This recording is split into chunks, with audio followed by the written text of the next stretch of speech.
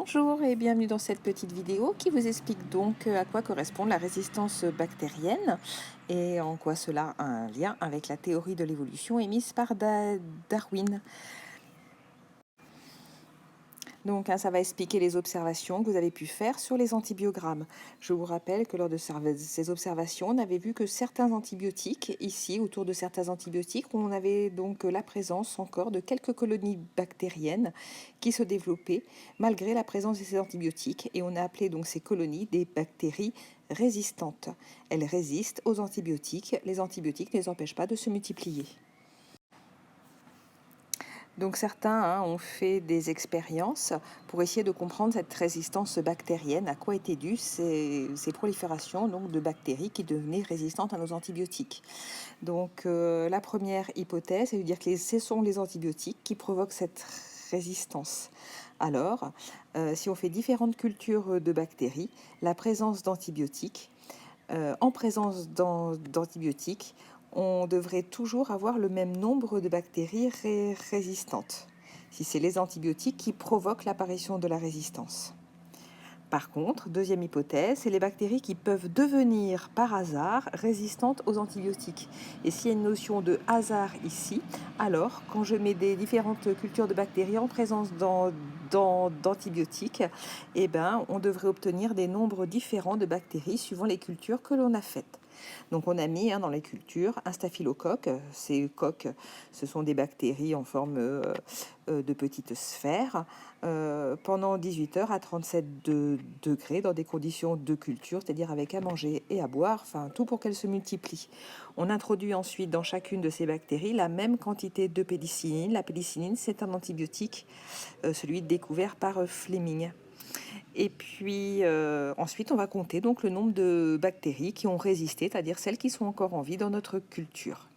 On voit qu'ici, quelles que soient les cultures, on n'obtient jamais le même nombre. Ce n'est donc pas le fait d'ajouter de la pénicilline qui crée les bactéries résistantes. Ces bactéries sont résistantes en fait par hasard avant même d'avoir mis de la pénicilline. Par contre, le fait de mettre de la pénicilline fait que tous les autres sont mortes et qu'il ne reste plus que les résistantes. Et c'est pour ça qu'on a des chiffres différents suivant les différentes cultures. Alors, on essaie de reprendre les choses un peu plus simplement. Donc, voici ici une colonie de bactéries avec une variabilité. Les plus claires sont sensibles aux antibiotiques et les plus foncées sont résistantes aux antibiotiques. Ce qui fait que si je mets un antibiotique, alors toutes celles qui sont sensibles aux antibiotiques vont mourir sans pouvoir se reproduire et ne vont rester dans la population que les bactéries qui sont résistantes aux antibiotiques. Pourquoi certaines bactéries sont résistantes? Tout simplement, c'est du hasard. Est apparu dans leur génome une allèle qui leur donne cette caractéristique qui est apparue par hasard. Ici, ce petit dessin humoristique vous le montre. Une fois que la sélection a lieu, donc il ne reste plus ici que les bactéries qui ont résisté et donc seulement celles-là vont se mettre à se multiplier et on se retrouve du coup dans une population finale ici qui possède que les gènes de résistance et donc on se retrouve avec plein de bactéries résistantes qu'on n'arrive plus à guérir. C'est exactement ce que Charles Darwin a démontré dans sa théorie de l'évolution. Je vous y renvoie ici. Ici, on a bien une évolution, le passage d'une espèce à une autre espèce. On peut parler ici d'une autre espèce, puisqu'elle ne ressemble plus du tout, la population globale ne ressemble plus du tout à la population initiale, puisqu'il y a eu une pression de sélection. Ici, les antibiotiques qui ont fait une sélection naturelle. Alors c'est un problème puisqu'on estime, l'Organisation mondiale de la santé estime que le nombre de morts, de décès dus à ces bactéries résistantes va devenir de plus en plus important. Alors comment éviter ça? Tout simplement en évitant de prendre trop d'antibiotiques. Alors les antibiotiques ne sont absolument pas efficaces contre les virus du rhume, les virus de la grippe ou les virus en général.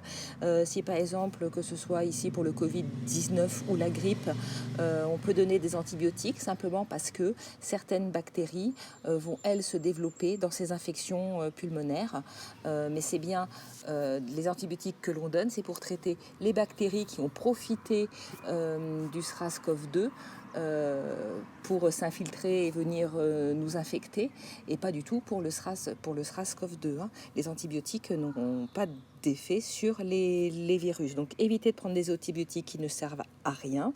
Bien suivre les consignes pour les prendre, ne pas arrêter son traitement avant, bien le prendre jusqu'au bout, et donc seulement prescrit par un médecin, parce que seul lui peut savoir quel antibiotique est efficace contre quel microbe, contre quelle bactérie. En espérant que cette résistance bactérienne soit beaucoup plus claire pour vous et que ça vous ait permis aussi de mieux comprendre, avec un autre exemple que celui du coup des girafes, comment se passait la sélection naturelle et les évolutions pour la naissance de nouvelles espèces. Alors on terminera le cours sur la naissance de nouvelles espèces quand nous nous reverrons, j'espère très très vite. En attendant, bon courage à tous.